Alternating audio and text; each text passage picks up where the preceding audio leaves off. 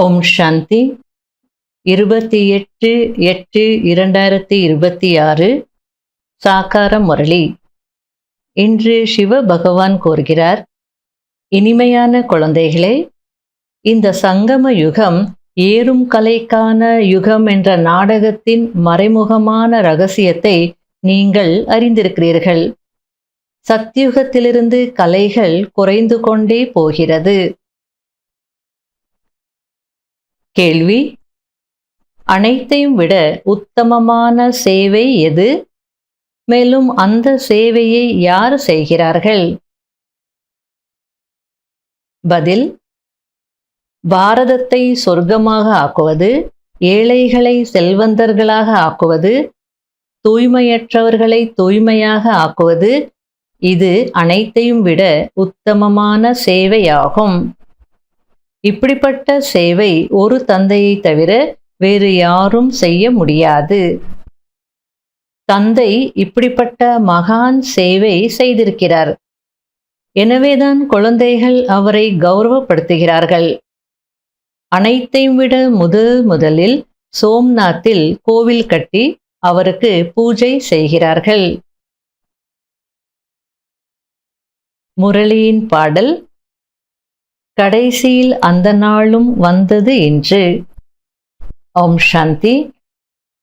இனிமையிலும் இனிமையான ஆன்மீக குழந்தைகள், இந்த பாடலை கேட்டீர்கள். ஆத்மா மறைமுகமாக இருக்கிறது, ஷரீரம் பிரத்யட்சமாக இருக்கிறது, அதாவது வெளிப்படையாக தெரிகிறது. உடல் கண்களுக்கு வெளிப்படையாக நல்லா தெரியுது, ஆனா ஆத்மா உள்ளுக்குள்ள மறைமுகமாக தான் இருக்கு அப்படின்றார். ஆத்மாவை இந்த கண்களால் பார்க்க முடியாது, மறைமுகமாக இருக்கிறது, ஆனால் அவசியம் இருக்கிறது. இந்த உடலால் மூடப்பட்டிருக்கிறது, அவ்வளவுதான். ஆகையால் ஆத்மா மறைவாக இருக்கிறது என்று சொல்லப்படுகிறது. நான் நிராகாரமானவன் இங்கு சாக்காரத்தில் வந்து மறைவானவனாக ஆகி இருக்கிறேன் என்று சுயம் ஆத்மா சொல்கிறது.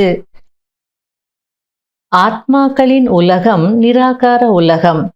அங்கே மறைவு என்ற விஷயம் இருக்காது. பரம்பிதா பரமாத்மா கூட அங்கு இருக்கிறார். அவருக்கு சுப்ரீம் என்று சொல்லப்படுகிறது. அதாவது அவர் உயர்ந்ததிலும் உயர்ந்தவர், உயர்ந்த இடத்தில் வசிப்பவர். அவருக்கு மேல எந்த இடமும் இல்லை, அவருக்கு மேல யாரும் இல்லை. ஆகையில அவர் சுப்ரீம். இப்போது ஆத்மாக்களாகிய நீங்கள் மறைமுகமாக இருக்கிறீர்கள்.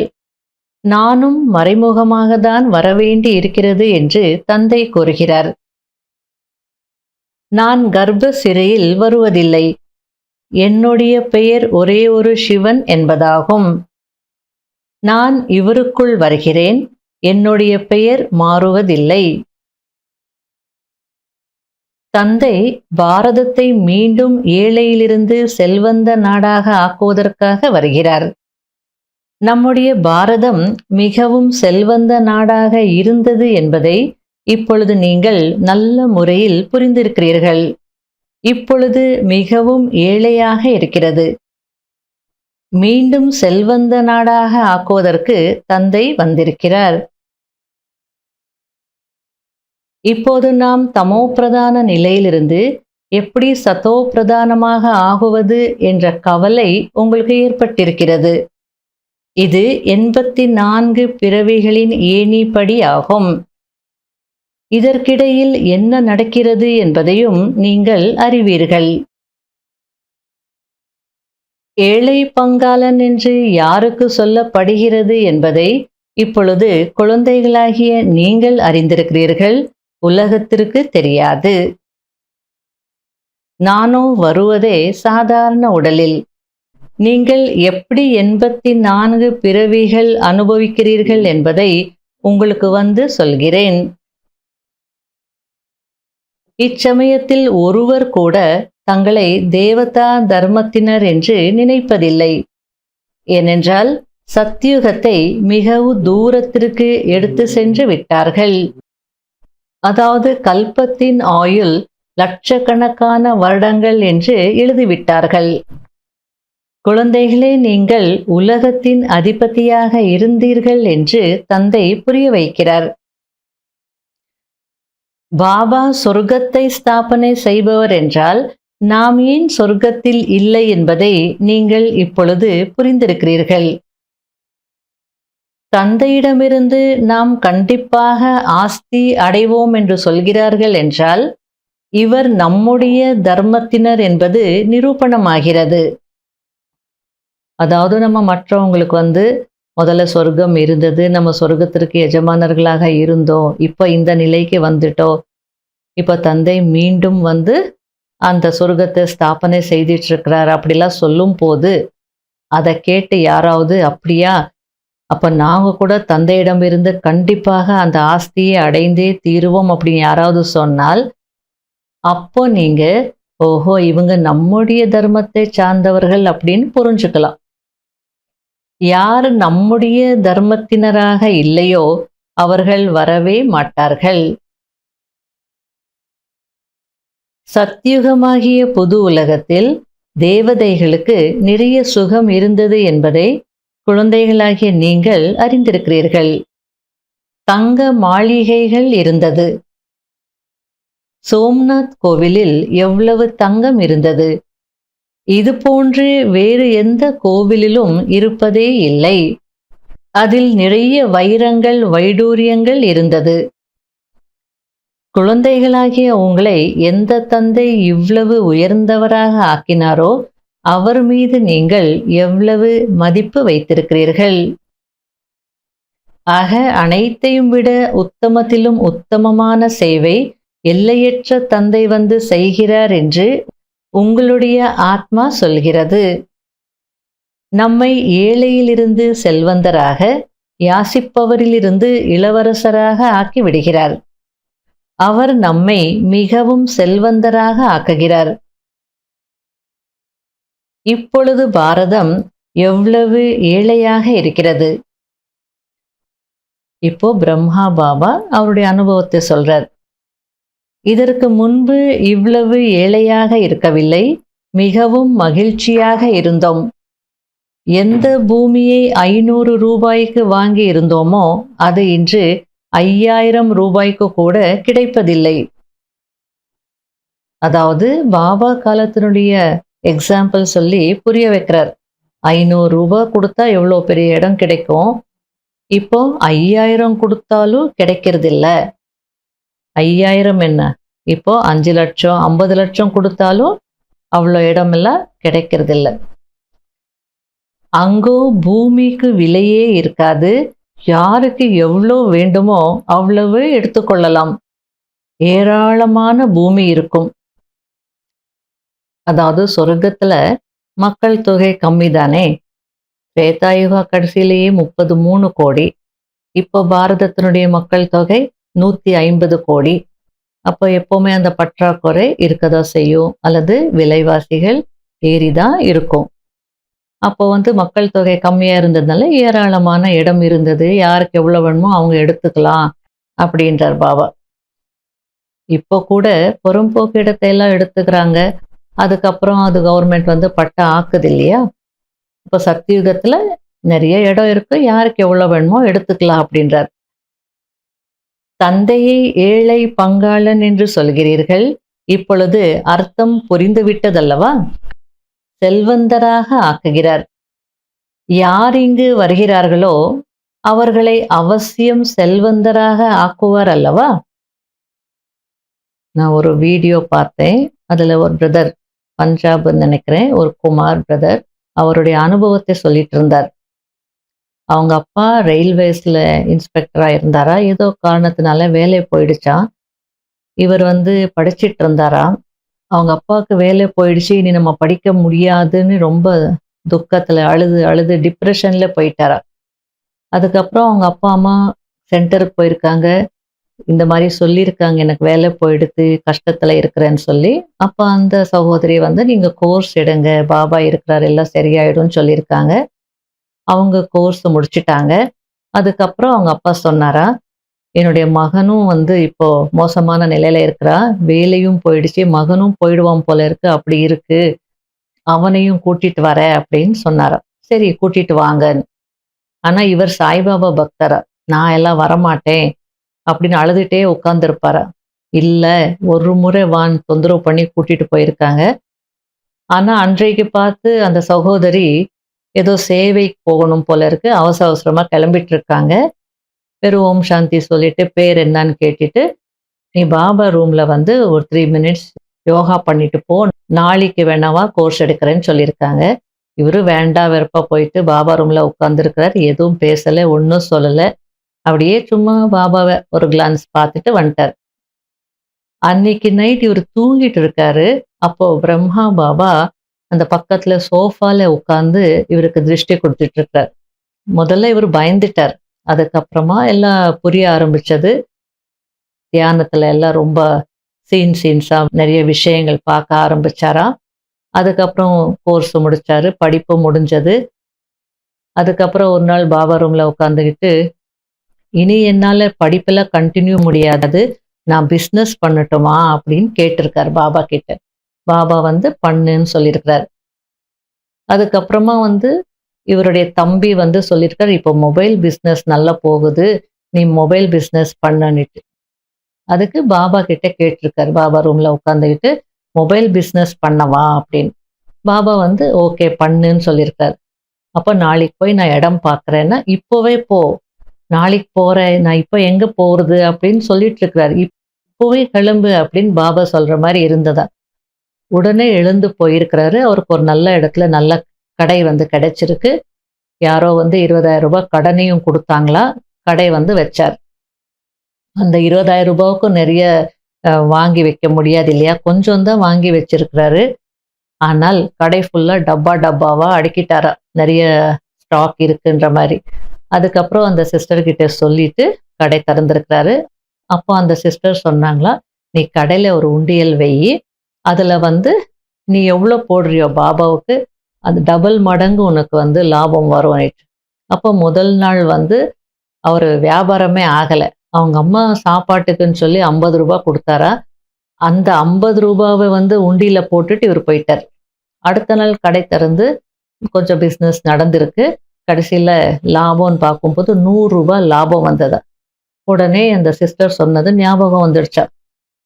நீ எவ்வளோ போடுறியோ அதுக்கு டபுள் பாபா உனக்கு குடுப்பாருன்னு. ஆகையால அந்த ரூ. 100 அப்படியே போட்டாரா அன்னைக்கு உண்டியல்ல. அடுத்த நாள் பார்த்தீங்கன்னா, வியாபாரம் நல்லா நடந்திருக்கு. ரூ. 200 லாபம் வந்திருக்கு. அந்த ரூ. 200யும் அவர் உண்டியல்ல போட்டாரா. அடுத்த நாள் பார்த்தா ரூ. 400 வந்திருக்கு. இவரு வீட்டுக்கு எதுவும் குடுக்கல. அவங்க அம்மா வந்து பையனுக்கு சாப்பிடுறதுக்கு இருக்கோ இல்லையோன்னு ஒரு ரூ. 500 குடுத்துருக்காங்க. இவரு என்ன பண்ணியிருக்காருன்னா, அந்த ரூ. 400 இந்த ரூ. 500 ₹900 உண்டியல்ல போட்டாங்களா. அடுத்த நாள் பார்த்தீங்கன்னா, ₹1800 கிடைச்சதா. இது போல சொல்றார். செய்ய செய்ய செய்ய நான் வந்து 4 பெரிய பெரிய ஷோரூம்ஸ்க்கு ஓனரா இருக்கிறேன் அப்படின்றார். அவ்ளோ பாபா எனக்கு குடுத்துட்டாரு. ஏழையிலிருந்து செல்வந்தனாக ஆக்கிட்டாரு. இந்த லைன் படிக்கும்போது எனக்கு ஞாபகம் வந்தது. அப்படி ஸ்தூலத்திலயும், சூக்ஷ்மத்திலயும் பாபா வந்து யார் வராங்களோ அவங்கள கண்டிப்பா செல்வந்தர்களாக ஆக்குவார். அடுத்தது பாபா ஸ்ரீ கிருஷ்ணர் கூட ஜென்மம் எடுத்தார் அல்லவா. கிருஷ்ணருடைய பெயர் எவ்வளவு பாடப்படுகிறது. ஆனால் அவருடைய தந்தையின் பெயரையே எடுப்பதில்லை. அவருடைய தந்தை எங்கே இருக்கிறார்? நிச்சயம் ராஜாவின் குழந்தையாக இருப்பார் அல்லவா. கிருஷ்ணர் வந்து யாரோ ஏழைக்கு பிறந்திருக்க முடியாது இல்லையா. கண்டிப்பா அவருடைய தந்தையும் யாராக இருக்கணும்? யாரோ ஒரு ராஜாவாக இருக்கணும். அங்கு பெரிய ராஜாவின் வீட்டில் ஜென்மம் கிடைக்கிறது. ஆனால் அவர் தூய்மையற்ற ராஜாவாக இருக்கும் காரணத்தினால் அவருடைய பெயர் இருக்குமா என்ன? அதனால அவருடைய தந்தையினுடைய பெயர் ஒன்றும் அப்படி பாடப்படல அப்படின்றார். கிருஷ்ணர் இருக்கும் போது தூய்மையற்றவர்கள் கூட கொஞ்சம் பேர் இருப்பார்கள். எப்போது முற்றிலும் முடிந்து போய் விடுகிறதோ அப்பொழுது அவர் சிம்ஹாசனத்தில் அமர்கிறார். பிறகு ராஜ்யத்தை பெறுவார். நாராயணர் அரியணை ஏறி ஆட்சி செய்யக்கூடிய நாள். அப்பொழுதுதான் அவருடைய ஆண்டு ஆரம்பம் ஆகிறது. அதாவது லக்ஷ்மி நாராயணருடைய ஆண்டு ஸ்டார்ட் ஆகும். இதுல எப்படி, ஏன் அப்படிலாம் யோசிக்க கூடாது. பாபா ஏதோ ஹிண்ட் கொடுத்துருக்கிறார். அந்த நேரம் வரும்போது நமக்கு தானா புரியும். ஆகையில இந்த பாயிண்ட்டை வாங்கி வச்சுக்கணும் புத்தியில், அவ்வளோதான். போக போக அது புரியும். நல்லது.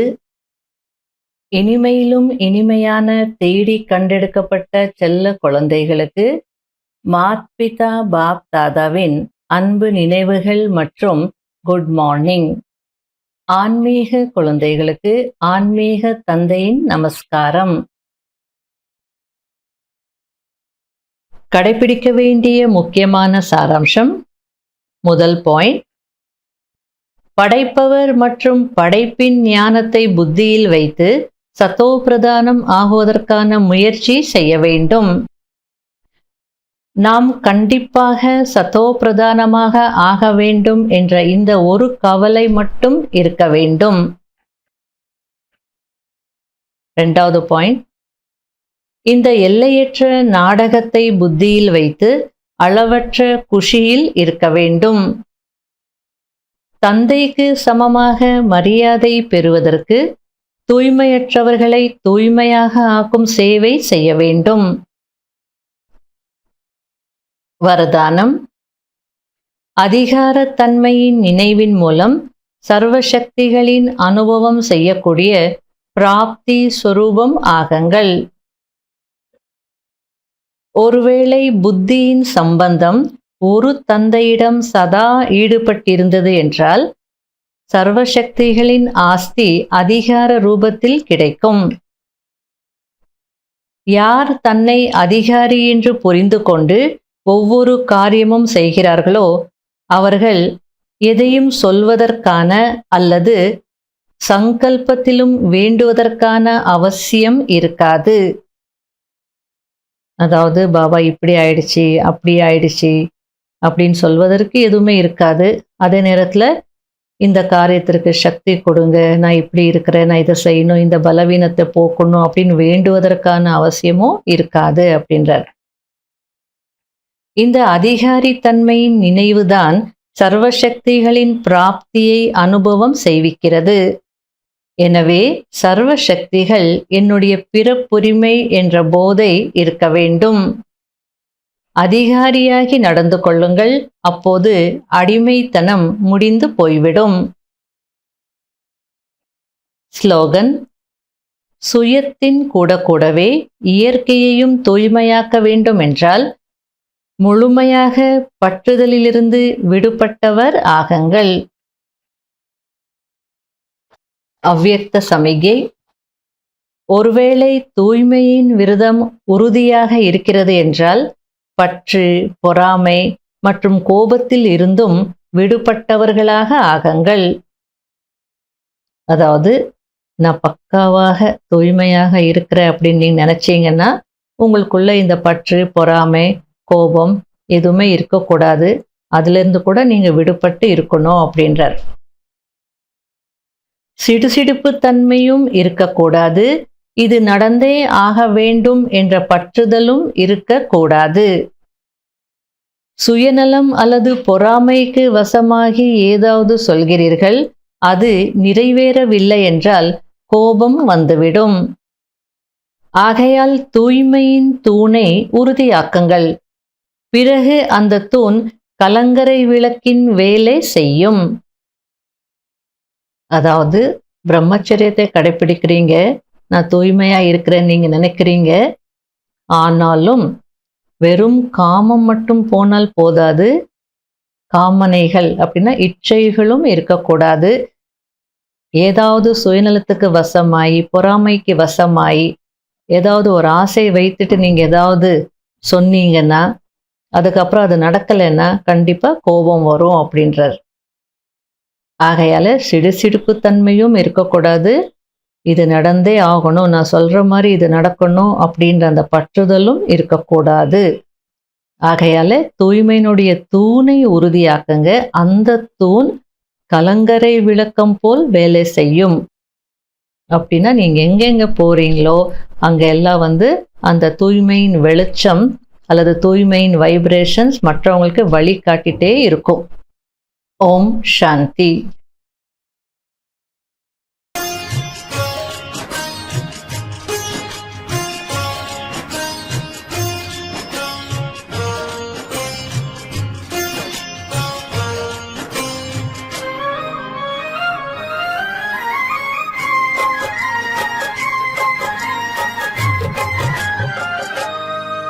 இன்னாருயிர் நண்பன் நீ,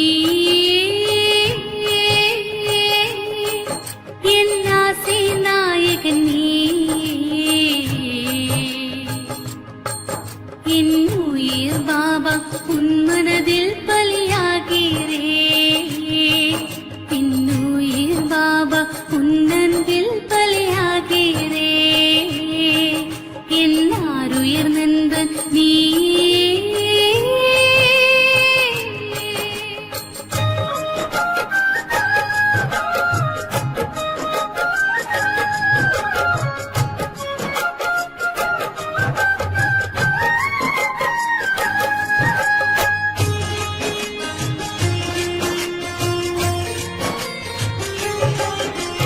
தூரதேசம் இருந்து வந்து முரளி சொன்னாய் பாபா,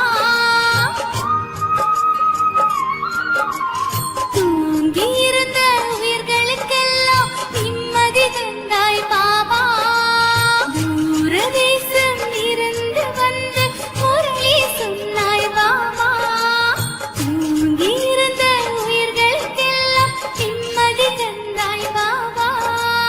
பாபா என்னும் பெயரில் மந்திரத்தான் இருக்கிறது, மாயா என்னும் பேரே மதுவே அழிகிறது. அதர்ம உலகம் மாறட்டுமே, புது ஸ்வர்க்க உலகம் தொடங்கட்டுமே. என் உயிர் பாபா உன் மனதில் பலியாகிறே, என் உயிர் பாபா உன் அன்பில் பலியாகிறே.